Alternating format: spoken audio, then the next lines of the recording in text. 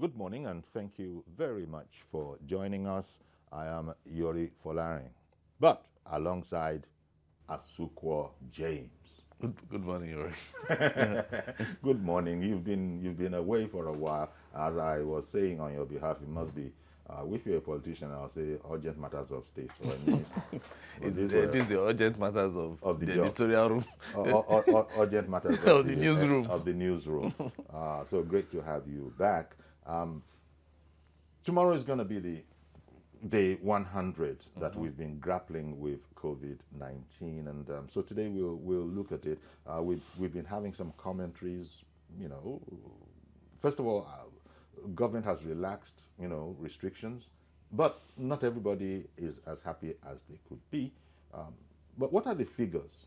Well, the figures are not cherry at all because it keeps increasing by the day. And Nigeria, presently we have confirmed cases about 11,516, and the active cases 7,658, and the number of deaths is about 323. But we have been able to discharge about 3,535. Okay. Which at least it shows that people are really going to the hospital and they are being discharged, and the numbers of deaths it looks like reducing. we've discharged somewhere around 10 times as many people Yes, as have exactly. unfortunately died. You know. But the global figure, the number of cases, you say it's about 11.5K. No, 6.6 million cases No, globally. Nigeria. No, in Nigeria, yes, 11,000. But the thing is, the sample tested is just about 70,000.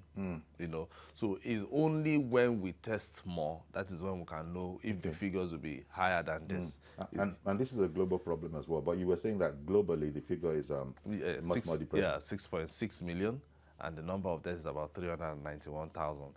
And don't forget, even the US, that is even testing more than we are doing, they have close to 1.6 million, cases, And yesterday, they had 1,000 cases, Well, in one day, in one full day. although to be fair, US does have something like double the population that we have. Yes, somewhere around yes, that. but they are testing more. Yeah, and but they are we testing are not. more. We in terms of testing, that is where we are having Challenges, But and the state government, especially the Lagos state, is trying to test more people as people fall into I that think line. the goal they'll for be able to Lagos test. is to be able to test something like 1,000. Yes, that is the goal. That's the goal. Then the federal 1,000 government a day. is saying that they should be able to test 2 million, but I'm not sure they can with Well, the figures we are seeing. Well, never say never. But I understand what you're saying. I don't know what that is, but that's some. No, that is the yesterday's figures. That is 350 new cases. That is yesterday. Okay. And Lagos had came tops with 102, Ogun 34, and FCC 29. Some people are asking what happened to Kano when everybody was concerned about Kano, and Kano just had 10. But it doesn't mean that the figures are being doctored. It is the figures that the NCDC has carried out the test, and they've done the samples and they've tested. That is what the NCDC is bringing out. Among other things, we'll also be looking at how we've been standing up, stepping up, as it were, to the challenge of COVID-19. How, quote unquote, well behaved have we been in terms of, complying with the guidelines as given out. People have complained, observed and complained that you almost see, it's almost like it's not that big a deal anymore. Because the face masks are not there, the social distancing is not there to the extent that you would expect in an emergency. It's like maybe people are not thinking it's an emergency anymore, but people have observed that, wait a minute, people need to remember that nothing has happened. The rates has not got down with the pandemic, but it's just that we have to be pragmatic, and so we're opening up. And so we have to open up with caution. But unfortunately, that part of it, some sermons are even beginning to say things like, well, now that COVID-19 is behind us. No, I'm not sure that it is behind us at all, but maybe a bit too enthusiastic. Maybe it's about speaking positively. But I think people just need to know that we become more used to living within the danger. But then they keep on telling us, and we have to really, listen, that it's not, it hasn't gone away. The face mask issue, it's basic. The hand washing issue is basic. The social distancing issue, it's basic. And as we've been coming along, as we're reaching the 100th day, of course, we haven't had any kind of a solution to the matter. No virus, no medication, even though they have set up some tests, right? Hydrochloroquine is hydroxychloroquine no, that one is out of it. It isn't. It's been determined. Yes. Well, let's put it this way. They said it's ineffective against COVID-19. There you go. So people should now just know that there is no cure for it. Yeah. So even if you have symptoms, somebody was even telling me yesterday that one of his friends, class mates in school, about 40 years or thereabout, the person actually developed the symptoms of malaria and was treating malaria until the person died of COVID after. Yeah. So if you have, because some people are even saying that they can use chloroquine for it. Yeah, but and that's because it is not effective. The authorities, NCDC, they have commented, this is in the light of people perhaps meaning well, being a bit enthusiastic and putting out their prescriptions that, look, I'm well now, and this is how I got well. Now, people have said that might have been well intended, but it wasn't the best thing to do because it would have encouraged self-medication. And in any case, as you are now saying, it's been proven that there is no medical facts, no medical, I beg your pardon, data to back up that chloroquine or hydroxychloroquine has any effect whatsoever on it. So we just need to know all these things. And across the states, governors have been speaking. In fact, we have a number of clips lined up for you. In Lagos State, it's the epicenter. The U.S. is still the epicenter of the world. And Lagos is the epicenter in Nigeria. We will be opening up, and when I say we're situated in Lagos, southwest of the country. But not everybody's on the same page. That is to say, I've noticed since we've been talking to people, religious leaders included, and they've said that they're not too happy. Especially the Christian religious leaders have said they're not too happy. One analogy I've heard is that if Christians are among those who were compliant and cooperated when government shut down the whole society, now that you've opened it up, markets, for example, you don't limit the number of people that go to markets. So they don't think it's very fair to limit the number of people that will come to church. This is relating to the fact that churches cannot be capacity full, and while they're at it, they have to comply. There must be face masks, there must be social distancing. Of course, they have no problem with washing your hands, but they say there are constrictions that they just don't think are fair, and would want Governor Sanwo-Olu to look to see if there's anything that he could do. But let's listen to the Lagos State situation. We also will be touching base with other states like in Kwara and also in Benue subsequently. It is more than 10 weeks that religious houses were shut as a measure to break the chain of transmission of COVID-19 in Lagos State. Good afternoon, Mr. Governor. As Lagos reached its second phase of easing lockdown, Governor Sanwo-Olu says it is time for faithful to gather at their places of worship, but with moderation. Precisely from the 19th of June for our Muslim worshippers, and from the 21st of June for our Christian worshippers, we will be allowing all of our religious bodies to open at a maximum of 40% of their capacity. But even if your 40% capacity is really so large, you cannot have beyond 500. Persons below the age of 15, because of how well they walk around and how they become difficult to hold down, that they should be excused from the places of worship. And citizens that are above the age of 65 should not be allowed into these places of worship. The governor said schools remain closed. We will continue to have online learning with our higher institutional learning, which are currently going on. Primary and secondary schools, we will be engaging with the Ministry of Education, with the Lagos State Safety Commission, in 2 weeks' time, we will be coming out with a specific pronouncement. The holiday is also over for several servants of level 13 and 14. As regards the public service, we're asking all of our public officers on grade level 13 and 14 on the Unified Public Service to resume work from Monday, June 8th, 2020. We're still holding back on grade levels 1 to 12 till further notice. Non-essential interstate travel is still prohibited. Meanwhile, gyms, nightclubs and social event centers remained closed for the next 2 weeks. This is to allow proper registration and modalities of their operation. For register to open, they can visit lasgsafetyreg.com. Adedoja Salam Adeniyi, TVC News, Lagos. Well, there we have it. That's how they intend to proceed in Lagos. We'll be talking with Dr. Amadeli Boyo, our public health expert, and we also have with us today Mr. Yemi Mapadeonu, governance and strategy expert. Good morning, gentlemen. Okay. Good morning. Good morning. Okay, thank you very much. We'll be touching base with you in a very short while. But in the meantime, I think what we should do is maybe let's. Can we? Do we have the time? We have to take a break. Okay, let's go there. Let's do the break and then come back.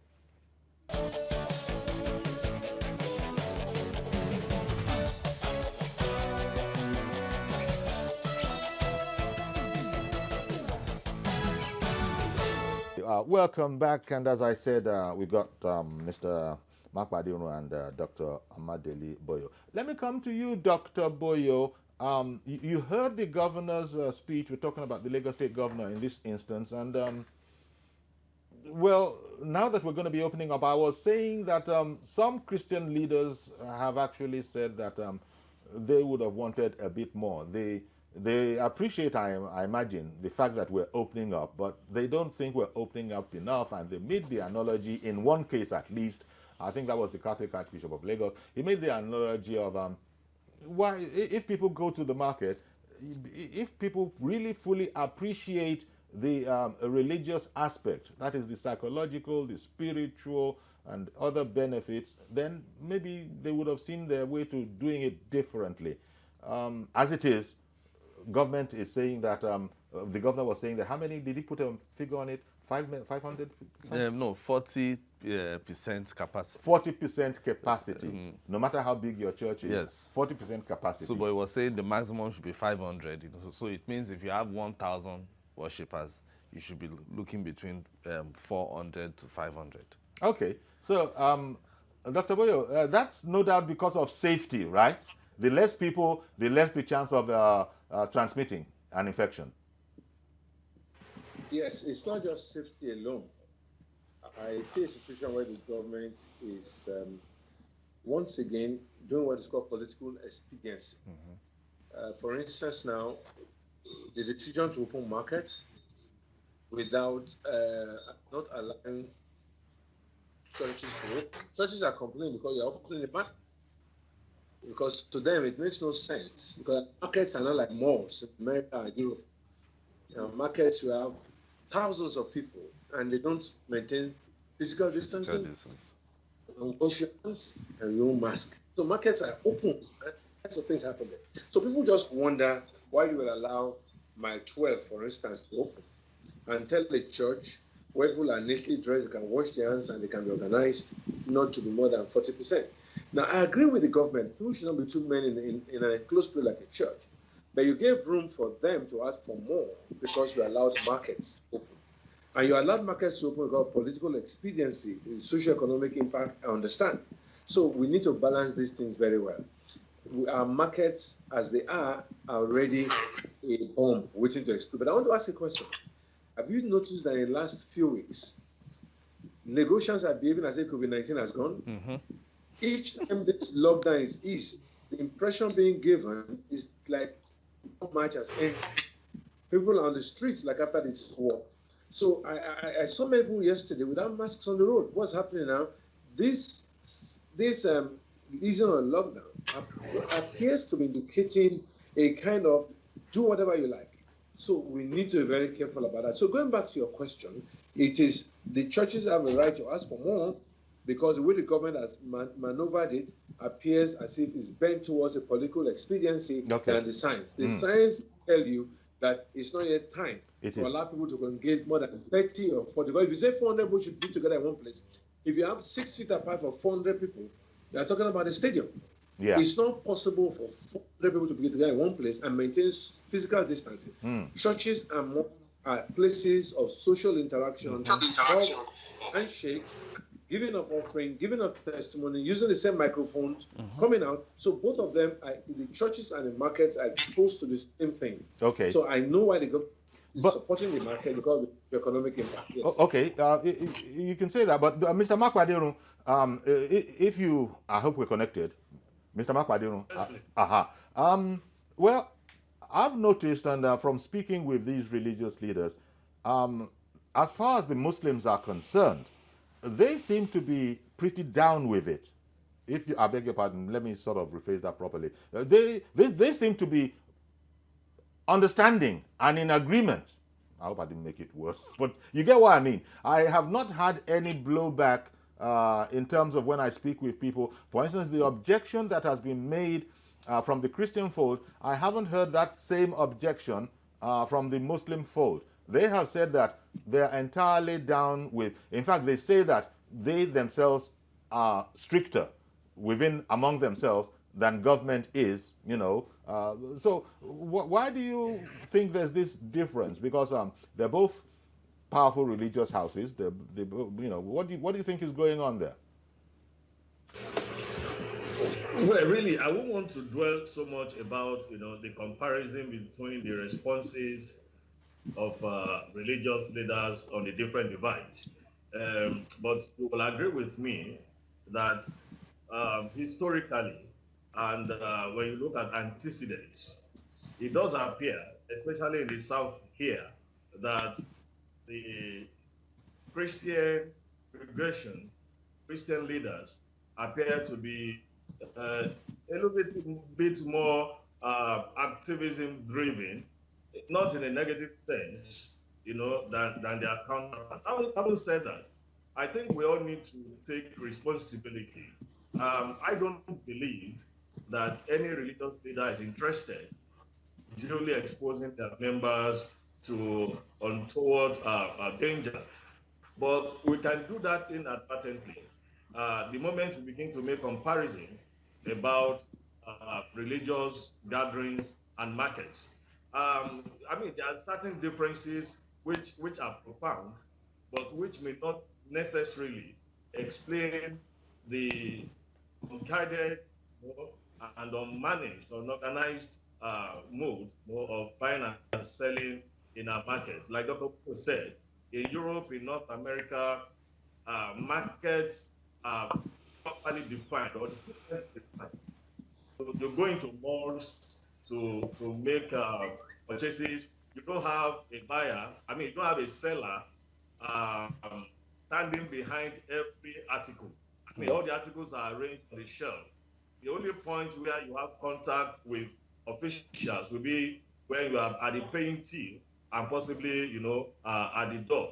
Unlike what we have here, practically every article or item of trade has at least one person who is the seller, and then multitudes of potential buyers. So that actually portends danger for us. However, what is the alternative that we have? We really don't have, you know, the government in this case, not possibly decide to shut down the market ad infinitum, because I mean, it's about survival. You know, people need food every day. Yes, people also need spiritual food, but there seem to be other alternatives, you know, to getting this spiritual nourishment apart from gathering together. However, I can understand, even as a Christian, that, you know, the Bible encourages us to gather together, to fellowship together. Indeed. That is one thing that is being said. That is biblically based. Let me also quickly underscore something. You see, when you go to the market, you don't have a whole family, for instance, going to the market. You probably have one person going to the market on behalf of the family. So if care is taken at So the home front, there's a tendency that you can better manage that. But the church is a place for family. So you can have, you are likely going to have, scientifically speaking now, there is a tendency of bigger exposure to COVID-19 in religious gatherings Indeed. than in the. Indeed. In fact, that has been proven scientifically, we are told. It's not just, with the houses of worship. It's not just with there are other aspects to it. I think the governor was also, well, he's explained the schools. There's no problem there, I don't think. It is different, Yeah. but we're talking about the new normal. I think he also related to the matter of rest houses, the hospitality industry, Yes. hotels, and bars. Yes, hotels can open, but bars remain shut. Bars, nightclubs, they remain closed. But I don't know. They probably will sort that out. How are the bars going to work? That is to say, there are bars within hotels. Yes, so bars will be shut down. It's a bar. Because a bar is a bar. When the PTF actually mentioned this, we said, okay, fine. What happens to the bars that are inside? Because there are some hotels that even have nightclubs. Yeah. So what happens to there? that particular session in the hotels? What was the task force able to say? So the thing is, they've kept quiet about this it. This is the whole problem. So that is it. So they need to come. Blessing called in yesterday and break it down. She owns an hotel, and she was alleging that she felt pretty much abandoned, that nobody is giving them guidelines. But the commissioner, the relevant commissioner in Lagos, is saying that, look, register with government. Dodger also said the same thing on her report. Yeah, to register first. Register first, so we'll know. We'll know how to come around. And we talked about this yesterday. Somebody suggesting that this whole registration, maybe people didn't even trust it. Maybe Lagos State government, it doesn't joke with its pockets, its money. So maybe this might be an opportunity or to get money from people, to get them into the net that were not in the net. So there are all these concerns. But we mustn't forget, as Dr. Boyo pointed out, that COVID-19 is by no way, over. I had said it even before he said so, that some religious figures were beginning to even say things along, paraphrasing them now that COVID-19 is behind us. And as Dr. Boyo is saying, and any reasonably minded person knows, COVID-19 is not over at all. And that is the fear, because once the churches are open and the religious, the worship centers are open, the greatest fear now will be what the preachers will be passing as messages to the people. Indeed. Because if you now start saying that, opening Bible verses and telling your adherents that, COVID-19 is a done deal. Don't worry, it's not happening. Yes. I don't think that is even going to worsen the matter. Yeah. So it means that people have to be responsible. Yes, and that is where people have to also, take responsibility. We know that you are going to church, go to church and worship. But another thing I'm also looking at is the reduction of people in that, the reduction of people in that they are saying that if you are below 15 and you are above 65. So if you have a grandmother who has a 15-year-old, for instance. Let's come back and talk about it. Below 15, above 65. Yes. So those are the people that can be judged. We got to go on a break. So stay with us, please. We'll be right back.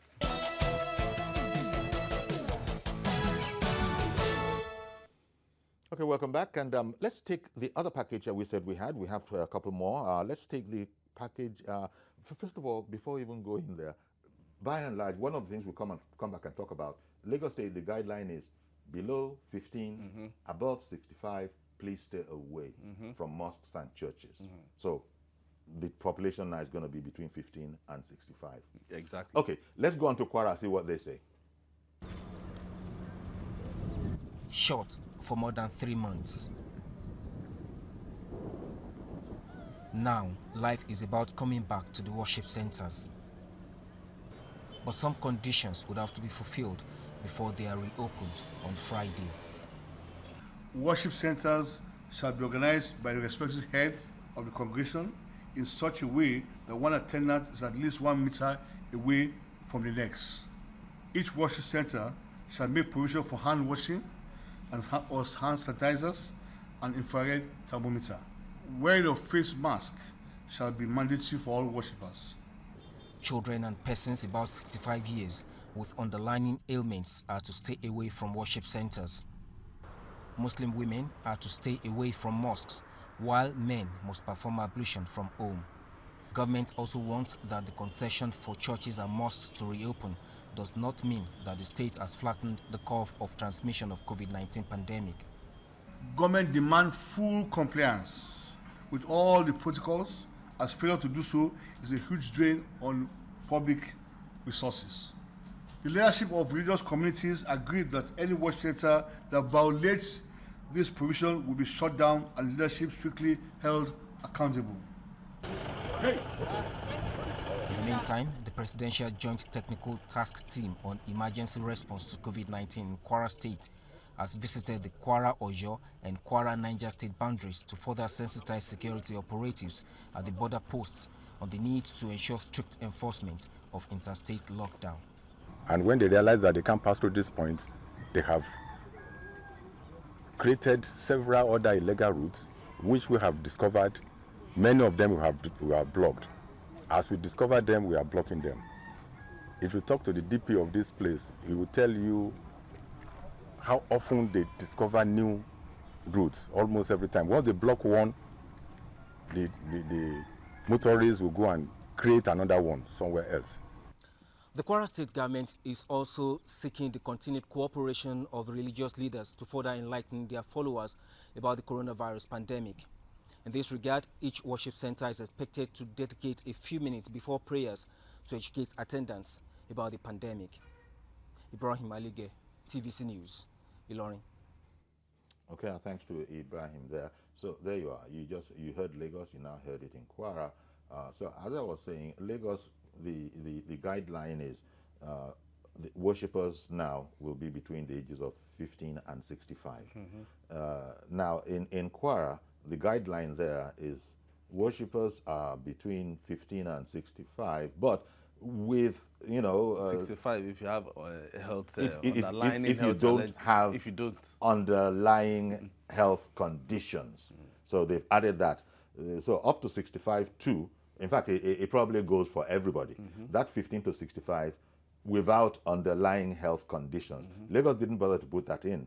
So they just said but between the thing 15 is, how and would 65. you know? So it's implied, no doubt. Now, the other thing that you heard about the Kwara advisory is that did I hear it right? That women should, for the moment, I chill. think I heard something like yeah, that. they said women should stay exactly. away. Now, talking about mosques. No, talking about mosques. So, Dr. Boyo. Yes, I'm hearing you. With you. So, now, this you've heard from Lagos. You've also heard from Kwara. Kwara is saying up to 65. They want they want people to come out for church or mosques between 15 and 65, as long as you don't have an underlying health condition. Your comment, please. Yes, there are many things to say there. Number one is that people don't accept, even when they go to hospital, that they have underlying health conditions. It's both religions. Even our traditional African religion is faith-based.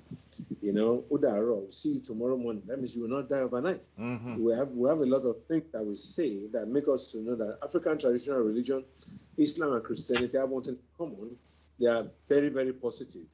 And even when you ask somebody in the hospital as a doctor, somebody will come in the hospital with malaria, with fever. I say, are you? You say, I'm okay. Yes. You say, are you running temperature? You say, the devil is a liar. And you find out that people don't, in Africa, personal well-being or disease condition is a private affair. You don't reveal even pregnancy in the first 6 months until people begin to tell you are pregnant. You tell them that it's what they see. So in Africa, we are very, very conservative with the truth regarding our health, very economical with the truth.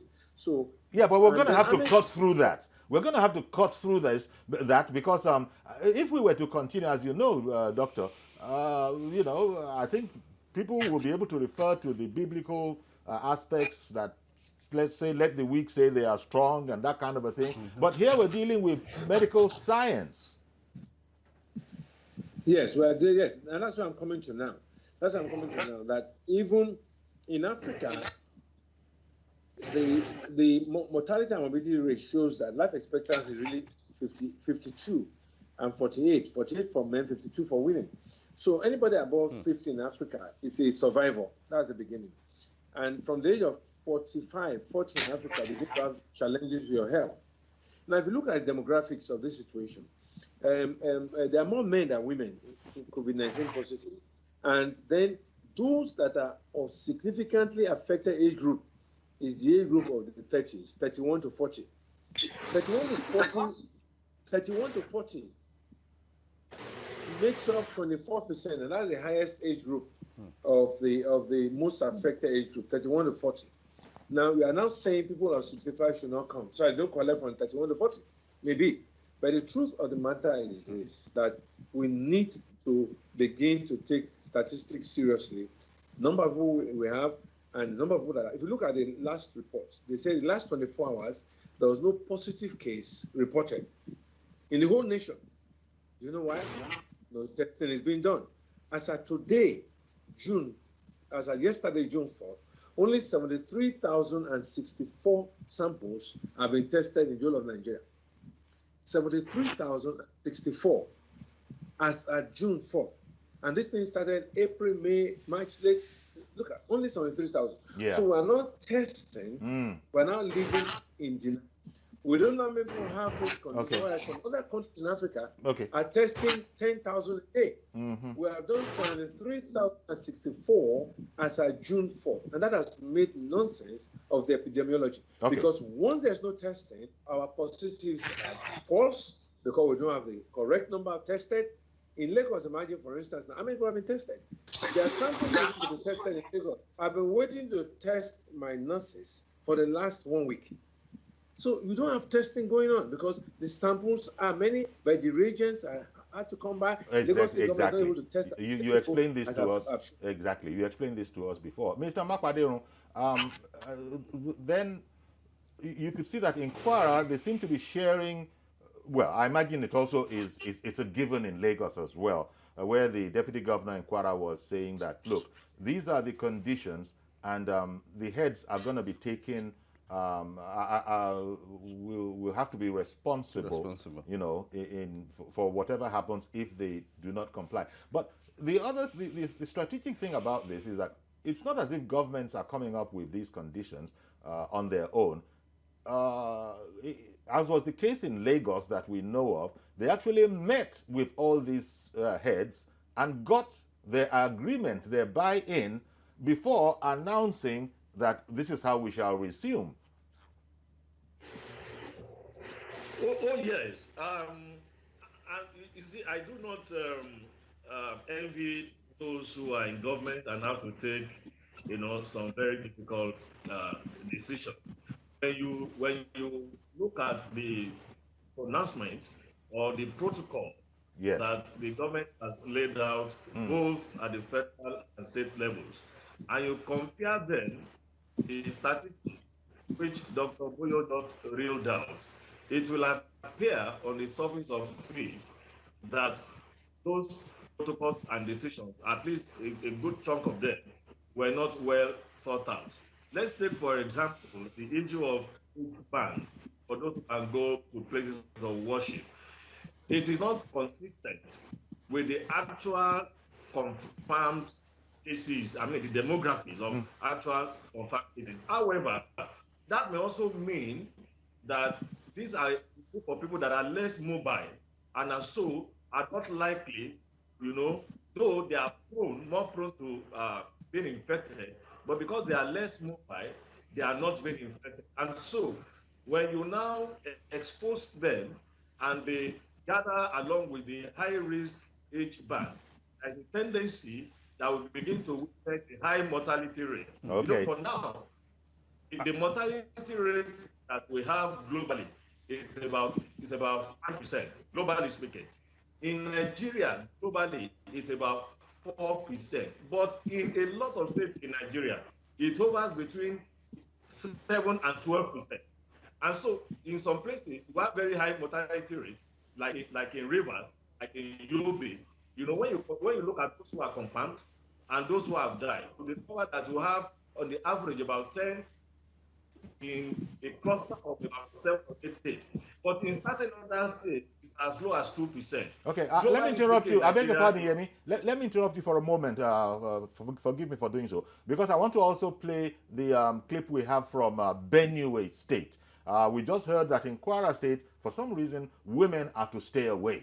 You know, whereas the men from 15 to 65, no underlying conditions, and the women should please stay away. Let's see what it's like in Benue State. The removal of restrictions introduced during the partial lockdown in Benue State is on heels of the commencement by the Presidential Task Force of Phase 2 of easing the nationwide lockdown. Part of measures considered was the reopening of churches and mosques on Monday. Keying into the federal government resolution, the Benue State government has reopened churches, mosques and markets in the state in line with safety protocols. Governor Tom also confirmed that the state now has 8 positive cases of coronavirus. In Benue State, we have a total of 9 cases,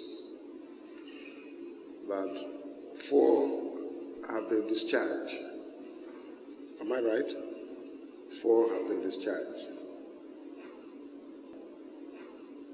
Some are undergoing additional tests to see if they are negative. The state chairman of the COVID-19 committee and deputy governor, Benson Abonu, says 16 persons who came into Benue State on Wednesday have been tracked. He says 3 of them came in from Niger, 9 from Bauchi, and 4 from other states. And as I talk to you, the 3 who are from Niger Republic have been handed over to the Nigerian Immigration Service to deal with them as appropriate. The 9 will just acquire the bus to take them out of Benue State.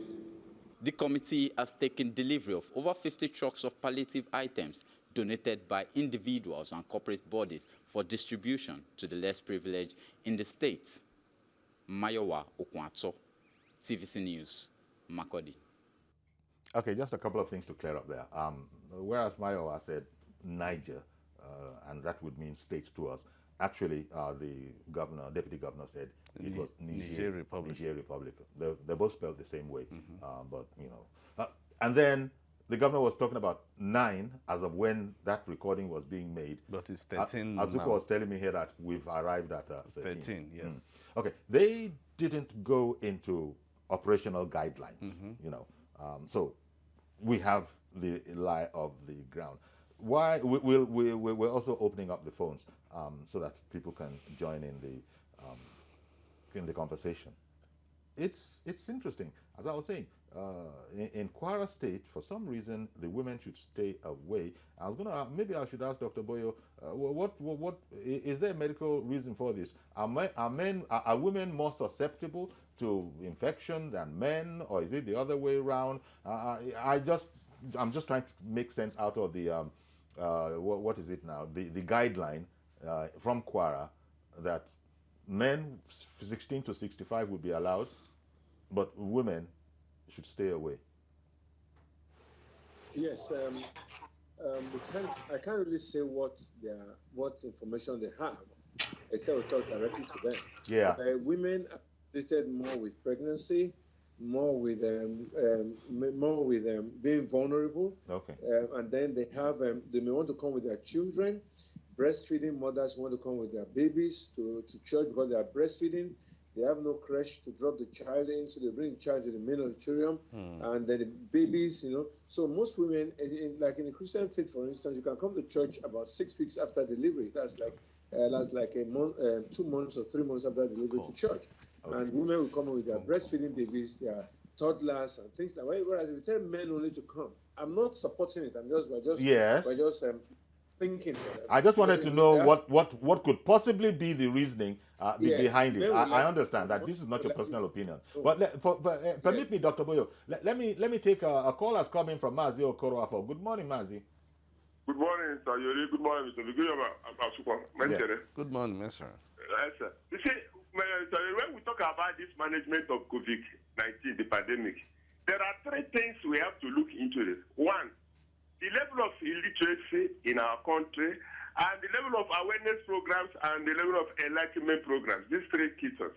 Now you ask yourself, do you actually thank God that you people have been saying it? Up to today, at least 70 or 60, so just call it 70% of Nigeria does not believe that these things exist. That is why you see that when government come out with a policy or with the guidelines on how to help us so that we survive this immediately, those 70% said it doesn't exist. Now what do we do? Because government has to open up the economy. But we cannot continue because students who are preparing for WAEC, many of them are worried. Some of them are just traumatized because they say, does it mean that now reach their own turn and they can't go back to school again to go and write the exams? They are there because of this thing and they should open the school. Now, not fully well, that them themselves that are still opening the school now, are they keeping to the rules and regulation of this issue of the principles of the COVID-19, seven rules of cycle? Okay. So really, Mazi, sorry to interrupt you. Sorry to interrupt you, Mazi. So what you're saying, you're really underlying the point that people seem to think COVID-19 is on the way out, whereas it is not the case at all. Thank you very much, Mazi, for calling in. Please, when you call in, please try and keep it as brief as possible so that we can manage it and get as many callers as possible. Well, it didn't occur to me, but Dr. Boyo's explanation, which wasn't full, but it did give me some sort of an inkling into what they were possibly thinking about. But wait a minute, it does mean, if you say that above 65, don't come in, well, the heads of these places tend to be in that senior cadre. Not all of them, but I suppose it now goes without saying that any GO or head of mosque or head of church or imam or anything like that, they've hit their 64th birthday, they're going to have to hand over to their deputies. Maybe the assistant pastor. Whatever, that seems to be what it means. So look, we've been told that this is the new normal. Nothing is going to be the way it was before. Some of it is catching us, we're sort of being blindsided. But now that we're hearing about this, that there's an age range that they feel, that the authorities feel, are the safest. And in order to keep the people who are out of that range safe, you're going to have to please stay away from the mosque or the church. I imagine, it is what it is. Yemi, what do you think? My deduction, what I was just deducing from there, that a lot of these people these senior people, the heads of these institutions happen, a large number of them fall into the age bracket of perhaps over 65. Well, I think that I'm happy you're asking this question because I still have my thoughts, on the propriety or otherwise of the age restrictions placed on people attending places. Senior citizens that are also leaders. On senior citizens that are also leaders. Yes, I know for a fact that that is an issue. So, like you suggested, they possibly have lieutenants who are much younger, who can take charge while they take the back seat, or also contribute to the service, But how about the anointing? How about the anointing? if the quantum of the anointing is thought to be different, but Yemi, don't answer that. Like Mr. Adeshino in the UK. I understand what you say, but Okay. No, sorry. One moment, please. Let me take Mr. Adeshino calling in from the UK. Mr. Adeshino, can you hear us? Yeah. Good morning, Mr. Yori. Thank you very much for calling in. Please go ahead. Thank you. But be brief, please. About the COVID-19 management, yes, I think it's a collective responsibility. We are all stakeholders, and we need to support the government to support ourselves. Okay. That's really comment have. But thank you for the good job. Thank We you very much. appreciate it. Oh, thank and you we hope very everything much. will be okay. Thank you very much. And I Thank really you. appreciate you for packing it into that brief statement. No joke, you know, true, the anointing can exist in a 24-year-old, you know, I don't know. But you see, these are the immediate places people are going to go to. But look, we're talking about safety here. And we're also talking about a new normal. Nothing is the same as it was before. And in any case, that anointing thing applies only to our Christian brethren. The Muslims, you know, 65 is 65. But it's still going to be an issue. But the thing is, how will you know somebody is 65? Except the person himself. That is where we are talking about taking responsibility. Yeah, taking responsibility. You know? So once you know that you are 65, there's no point saying you want to go to church. How does INEC know that you are the right age? No, to, the thing is, the nobody. right we don't age have for a given office. We don't have ID cards or national we're ID going to ask card. for your birth certificate now. Then it means that the service would have been over by the time they are doing it. Everybody's queuing up and they want to enter the church. No, if people are willing to comply, then they know immediately. Those among them. And don't forget the PTF. The PTF is also one thing I've not seen all the governors and including the Lagos State governor saying is that the PTF said services should not be more than 1 hour. Yes. And the word normal services. Normal services. Normal services. And so it means it is only Sunday and Fridays. In the case of Lagos, it was explained it is only Friday for Muslims and Sunday. So it means Bible study, no. Forget it. Night vigil, I say normal service. Why are you going to all those places? No, those ones, there are some people that will take Tuesday Mr. Jonathan as is on the line. Good morning, Mr. Jonathan. Hello, good morning. Thank you for calling in. Go right ahead, please. Okay. Just my own contribution. Sure. I think the whole thing, the government, they've tried to do all they can. And I think we as individuals also do what we can.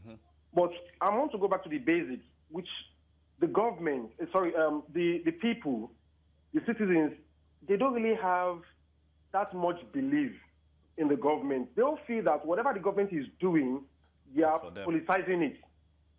So you bringing some things to them, they might not want to take it because of the past experience they've had with this government.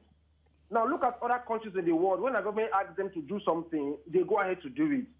But as we try to resist them because of the experience we've had from some of them in the past. So I think this whole thing, both the government, the religious leaders, everybody should go back and fix their house right again from the beginning. But Jonathan, do you believe? Thank you very much for calling in. We've heard you.